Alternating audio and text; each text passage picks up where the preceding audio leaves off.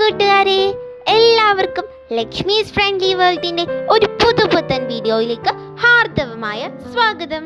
മധുരമൂറുന്ന സ്വപ്നങ്ങളും പ്രതീക്ഷകളും ഒക്കെയായി 2025 നാം കാലെടുത്തു വെച്ചു കഴിഞ്ഞു. എല്ലാ കൂട്ടുകാർക്കും എൻ്റെ ഹൃദയം നിറഞ്ഞ പുതുവത്സര ആശംസകൾ. സന്തോഷവും ആഹ്ലാദവും സമാധാനവും നിറഞ്ഞതാവട്ടെ നിങ്ങളുടെ ഈ വർഷവും.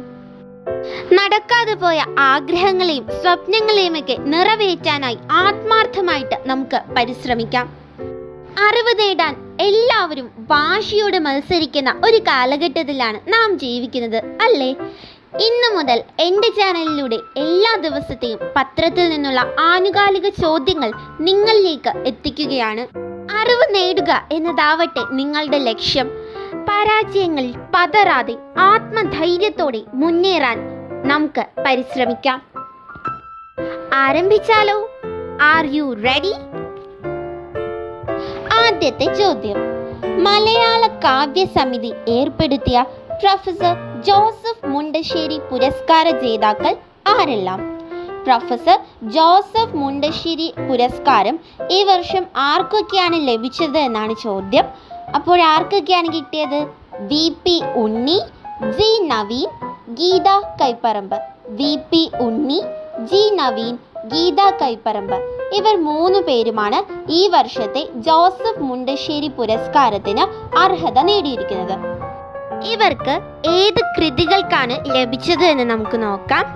VP ഉണ്ണിയുടെ വേരിനെ ചുംബിക്കുന്ന ഇല, വേരിനെ ചുംബിക്കുന്ന ഇല എന്ന കവിതാ സമാഹാരത്തിനാണ് പുരസ്കാരം ലഭിച്ചത്.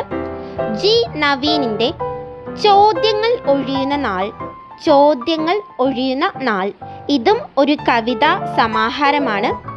അതുപോലെ ഗീത കൈപ്പറമ്പിൻ്റെ ഭൂട്ടാൻ യാത്രയിലെ സ്വപ്നദർശനം, ഇതൊരു യാത്രാ വിവരണമാണ്. ഭൂട്ടാൻ യാത്രയിലെ സ്വപ്ന ദർശനം. അടുത്തതും ഒരു പുരസ്കാരമാണ്. നിർമ്മല വിജ്ഞാൻ പുരസ്കാര ജേതാവ്.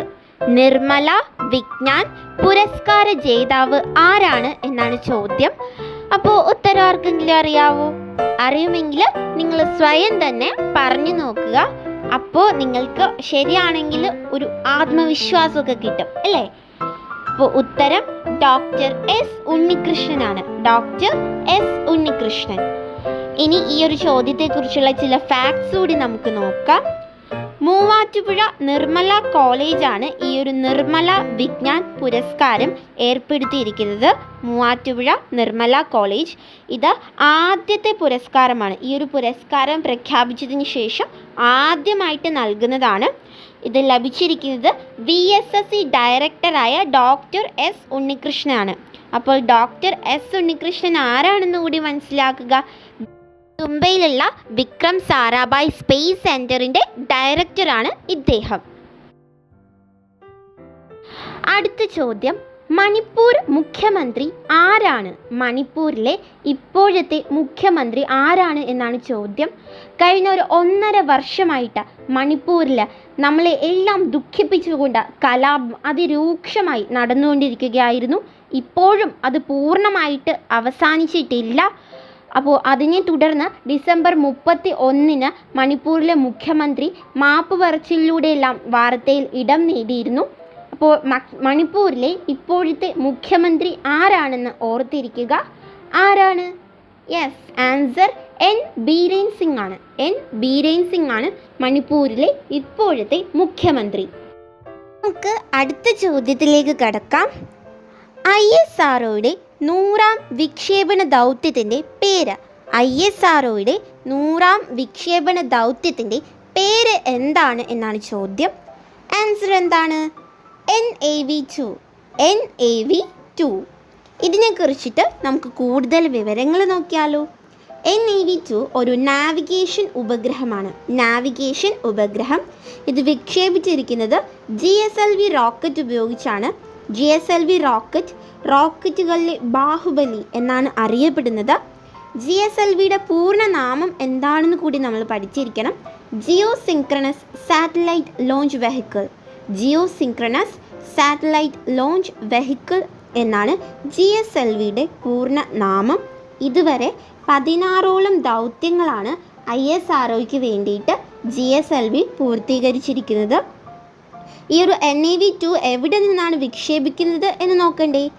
NAV-2 വിക്ഷേപിക്കുന്നത് ശ്രീഹരിക്കോട്ടയിൽ നിന്നാണ്. സതീഷ് ധവാൻ സ്പേസ് സെൻറ്റർ ശ്രീഹരിക്കോട്ടയിൽ നിന്നാണ്. നമ്മൾ 100ാം ദൗത്യത്തെക്കുറിച്ച് അറിഞ്ഞിരിക്കുമ്പോൾ 99ാം ദൗത്യം കൂടി ഒന്ന് നോക്കണം. 99ാം ദൗത്യം ISROയുടെ 99ാം ദൗത്യം PSLV റോക്കറ്റ് ഉപയോഗിച്ച് വിക്ഷേപിച്ച C-60 സ്പേഡെക്സ് ആണ്. ഈ PSLV എന്ന് പറയുന്നത് ISROയുടെ വിശ്വസ്തനായ പടക്കുതിര എന്നറിയപ്പെടുന്ന റോക്കറ്റുകളാണ് PSLV റോക്കറ്റുകൾ. ഇതുവരെ PSLV റോക്കറ്റ് ഉപയോഗിച്ചിട്ട് ISRO 62ഓളം ദൗത്യങ്ങളാണ് ചെയ്തിരിക്കുന്നത്. PSLVയുടെ പൂർണ്ണനാമം അറിയാവോ? PSLVയുടെ പൂർണ്ണനാമം polar satellite launch vehicle. Polar satellite launch vehicle എന്നാണ്. ഇനി നമുക്ക് ആദ്യത്തെ ദൗത്യം, നമ്മുടെ ഇന്ത്യൻ സ്പേസ് റിസർച്ച് ഓർഗനൈസേഷൻ്റെ ആദ്യ ദൗത്യത്തിലേക്കൊന്ന് പോയാലോ?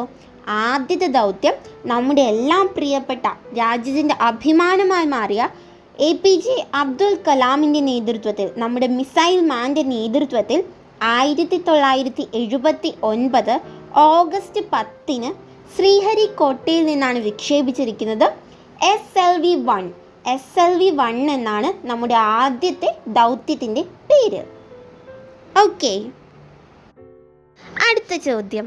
വാട്സാപ്പിന് ഇന്ത്യയിലെ എല്ലാ ഉപയോക്താക്കൾക്കും UPI സേവനത്തിന് അനുമതി നൽകിയ സ്ഥാപനം എന്താണെന്നാണ്. ഇതുവരെ വാട്സപ്പ് ഉപയോഗിച്ച് എല്ലാവർക്കുമൊന്നും UPI ഉപയോഗിക്കാൻ കഴിയില്ലായിരുന്നു. പക്ഷേ NPCI national payment corporation of India അതിനുള്ള അനുമതി നൽകിയിരിക്കുകയാണ്. ഇതൊന്ന് ഓർത്തു വയ്ക്കുക. NPCI എന്ന് വെച്ച് കഴിഞ്ഞാൽ national payment corporation of India ആണ്. National payment corporation of India ആണ് വാട്സപ്പിലെ എല്ലാ ഉപയോക്താക്കൾക്കും UPI സേവനത്തിനുള്ള അനുമതി നൽകിയിരിക്കുന്നത്. Next question. 2024 ഡിസംബറിൽ അന്തരിച്ച സാമൂഹ്യ പ്രവർത്തക ആര്? 2024 ഡിസംബറിൽ അന്തരിച്ച സാമൂഹിക പ്രവർത്തക ആരാണെന്നാണ് ചോദ്യം. ഉത്തരം എന്താണ്?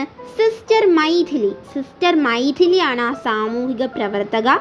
നിരവധി ജീവകാരുണ്യ പ്രവർത്തനങ്ങളും സ്ത്രീകളുടെ ഉന്നമനത്തിനുമൊക്കെ വേണ്ടി പ്രവർത്തിച്ച ഒരു വ്യക്തിയാണ് സിസ്റ്റർ മൈഥിലി. അടുത്തത് വളരെ പ്രധാനപ്പെട്ട ഒരു ചോദ്യമാണ്. 2025 ജനുവരി 1 ജന്മശതാബ്ദി ആഘോഷിക്കുന്ന മലയാളത്തിലെ മഹാനടൻ ആരാണ് എന്നാണ് ചോദ്യം. 2025 ജനുവരി 1 ജന്മശതാബ്ദി ആഘോഷിക്കുന്ന മലയാളത്തിലെ മഹാനടൻ ആരാണ്? പത്രം വായിച്ചിട്ടുള്ളവർക്കൊക്കെ അറിയാം. ഉത്തരം PJ ആൻ്റണിയാണ്. PJ ആൻ്റണി. ഇദ്ദേഹം 1925 ജനിച്ചത്. നമുക്ക് PJ ആൻ്റണിയെക്കുറിച്ചുള്ള ചില പ്രധാനപ്പെട്ട വിവരങ്ങൾ കൂടി നോക്കാം. MTയുടെ നിർമാല്യത്തിലെ MT വാസുദേവൻ നായരുടെ നിർമാല്യം എന്ന ചലച്ചിത്രത്തിലെ വെളിച്ചപ്പാടിൻ്റെ വേഷത്തിലാണ് ഇദ്ദേഹം പ്രശസ്തനായിരിക്കുന്നത്. ഈ ഒരു വേഷത്തിലൂടെ മലയാള സിനിമയ്ക്ക് പ്രഥമ ഭരത് പുരസ്കാരം കൊണ്ടുതന്നത് PJ ആൻ്റണിയാണ്. പ്രഥമ ഭരത് പുരസ്കാരം. അപ്പോൾ മലയാള സിനിമയിലെ പ്രഥമ ഭരത് പുരസ്കാര ജേതാവ് കൂടിയാണ് PJ ആൻ്റണി. ഇദ്ദേഹമാണ് പ്രതിഭ ആർട്സ് ക്ലബ്ബ് സ്ഥാപിച്ചിരിക്കുന്നത്. ഇന്ന് ഇത് PJ തിയേറ്റേഴ്സ് എന്ന പേരിലാണ് അറിയപ്പെടുന്നത്. PJ ആൻ്റണി സംവിധാനം ചെയ്ത ഒരു ചലച്ചിത്രമാണ് പെരിയാർ. ഇദ്ദേഹം സംവിധാനം ചെയ്ത ചലച്ചിത്രമാണ് പെരിയാർ. 1979 മാർച്ച് 14 ഈ മഹാനടൻ ഓർമ്മയായി. അടുത്ത ചോദ്യം. 33ാം സന്തോഷ് ട്രോഫി കിരീട ജേതാക്കൾ ആരാണ്? 33ാമത് സന്തോഷ് ട്രോഫി കിരീട ജേതാക്കൾ ആരാണ് എന്നാണ് ചോദ്യം. ഉത്തരം എന്താണ്? അതെ, ബംഗാളാണ്. 33ാമത് സന്തോഷ് ട്രോഫി കിരീടം നേടിയിരിക്കുന്നത്. കേരളമാണ് റണ്ണറപ്പ് ആയിരിക്കുന്നത്. നമുക്ക് മറ്റ് ചില വിവരങ്ങൾ കൂടി നോക്കാം. കേരളം ഇത് 9ാം തവണയാണ് റണ്ണറപ്പ് ആയിരിക്കുന്നത്. അതുപോലെ കേരളത്തിൻ്റെ ഇത്തവണത്തെ ക്യാപ്റ്റൻ ജി സഞ്ജു ആയിരുന്നു കേരളത്തിൻ്റെ ഇത്തവണത്തെ സന്തോഷ് ട്രോഫി ടീമിൻ്റെ ക്യാപ്റ്റൻ. ഫൈനലിലെയും ടൂർണമെൻറ്റിലെയും മികച്ച താരമായിട്ട് തിരഞ്ഞെടുത്തത് ബംഗാൾ സ്ട്രൈക്കറായ റോബി ഹൻസ്ഡെ ആണ്. സന്തോഷ് ട്രോഫി 33ാം ടൂർണമെൻറ്റിൽ ഫൈനലിലെയും ടൂർണമെൻറ്റിലെയും മികച്ച താരമായിട്ട് തിരഞ്ഞെടുക്കപ്പെട്ടത് ബംഗാൾ സ്ട്രൈക്കറായ റോബി ഹൻസ്ഡെ ആണ്. അടുത്തത് ക്രിക്കറ്റുമായി ബന്ധപ്പെട്ട ഒരു ചോദ്യമാണ്. ക്രിക്കറ്റ് ഓസ്ട്രേലിയയുടെ ടീം ഓഫ് ദ ഇയർ ക്യാപ്റ്റനായി തിരഞ്ഞെടുത്തത് ആരെയാണ്? ക്രിക്കറ്റ് ഓസ്ട്രേലിയയുടെ ടീം ഓഫ് ദ ഇയറിൻ്റെ ക്യാപ്റ്റനായിട്ട് തിരഞ്ഞെടുത്തത് നമ്മുടെ ഇന്ത്യൻ പേസ് ബോളറായ ജസ്പ്രീത് ബുംറയാണ് ക്രിക്കറ്റ് ഓസ്ട്രേലിയയുടെ ടീം ഓഫ് ദ ഇയർ ക്യാപ്റ്റനായിട്ട് തിരഞ്ഞെടുത്തത്. അടുത്ത ചോദ്യം, ലിസ്റ്റ് എ ക്രിക്കറ്റിൽ 150-ൽ കൂടുതൽ സ്കോർ നേടുന്ന ഏറ്റവും പ്രായം കുറഞ്ഞ താരം. ലിസ്റ്റ് എ ക്രിക്കറ്റിൽ 150-ൽ കൂടുതൽ സ്കോർ നേടുന്ന ഏറ്റവും പ്രായം കുറഞ്ഞ താരം എന്ന റെക്കോർഡിന് ഉടമ ആരാണ് എന്നാണ് ചോദ്യം. ഉത്തരം എന്താണ്? ആയുഷ് മാത്രയാണ് ആ താരം. വിജയ് ഹസാരെ ട്രോഫിയിൽ നാഗാലാൻഡിനെതിരെ 117 പന്തിൽ 181 റൺസ് നേടിയാണ് ആയുഷ് മാത്രേ ഈ റെക്കോർഡ് സ്വന്തമാക്കിയിരിക്കുന്നത്. ഇന്ത്യൻ ക്രിക്കറ്റ് താരം യശസ്വി ജയ്സ്വാളിൻ്റെ 2019 റെക്കോർഡാണ് ആയുഷ് മാത്രേ തകർത്തിരിക്കുന്നത്. അടുത്ത ചോദ്യം, ISROയുടെ രണ്ടാമത്തെ വിക്ഷേപണ കേന്ദ്രം ഒരുങ്ങുന്നത് എവിടെയാണ്? ISROയുടെ രണ്ടാമത്തെ വിക്ഷേപണ കേന്ദ്രം ഒരുങ്ങുന്നത് എവിടെയാണ്? ഉത്തരം എന്താണ്? അതെ, കുലശേഖരപട്ടണം. തമിഴ്നാട്ടിലെ കുലശേഖരപട്ടണത്തിലാണ് ISROയുടെ രണ്ടാമത്തെ വിക്ഷേപണ കേന്ദ്രം ഒരുങ്ങുന്നത്. അപ്പോൾ ഇതിനെക്കുറിച്ച് കുറച്ച് വിവരങ്ങൾ കൂടി നോക്കാം. തമിഴ്നാട്ടിലെ തൂത്തുക്കുടി ജില്ലയിലാണ് കുലശേഖരപട്ടണം എന്ന സ്ഥലമുള്ളത്. അവിടെ ആദ്യത്തെ വിക്ഷേപണം 2027 നടക്കുമെന്നാണ് ISRO അറിയിച്ചിട്ടുള്ളത്. ISROയുടെ ആദ്യത്തെ വിക്ഷേപണ കേന്ദ്രം ഏതാണ്? സതീഷ് ധവാൻ സ്പേസ് സെൻറ്റർ, ശ്രീഹരിക്കോട്ടയാണ് ISROയുടെ ആദ്യത്തെ വിക്ഷേപണ കേന്ദ്രം. ഇതോടൊപ്പം തന്നെ ഓർത്തു വയ്ക്കേണ്ട മറ്റൊരു കാര്യമാണ് കേന്ദ്ര ശാസ്ത്ര സാങ്കേതിക വകുപ്പ് മന്ത്രി ആരാണ് എന്നാണ്. ജിതേന്ദ്ര സിംഗ് ആണ് ഇപ്പോഴത്തെ കേന്ദ്ര ശാസ്ത്ര സാങ്കേതിക വകുപ്പ് മന്ത്രി. അടുത്തത് എൻ്റെ കൂട്ടുകാർക്ക് വേണ്ടിയുള്ള ഒരു ബോണസ് ക്വസ്റ്റ്യൻ ആണ്. ഇതിൻ്റെ ആൻസർ അറിയാവുന്നവർ ഉറപ്പായിട്ടും കമൻറ്റ് ബോക്സിൽ രേഖപ്പെടുത്തുക. ക്വസ്റ്റ്യൻ ഇതാണ്, കേരളത്തിൻ്റെ പുതിയ ഗവർണർ ആരാണ്? കേരളത്തിൻ്റെ പുതിയ ഗവർണർ ആരാണ് എന്നാണ് ചോദ്യം. അപ്പോൾ ഉത്തരം അറിയാവുന്ന കൂട്ടുകാർ മറക്കാതെ കമൻറ്റ് ബോക്സിൽ ആൻസർ ഷെയർ ചെയ്യുക. അങ്ങനെ നമുക്ക് അറിവ് പകർന്ന് പഠിക്കാം. ഓക്കെ, ഈ വീഡിയോ കണ്ട എല്ലാ കൂട്ടുകാർക്കും ഒത്തിരി താങ്ക് യു. മറ്റൊരു വീഡിയോ ആയി വീണ്ടും കാണുന്നത് വരെ എല്ലാ കൂട്ടുകാർക്കും ഗുഡ് ബൈ.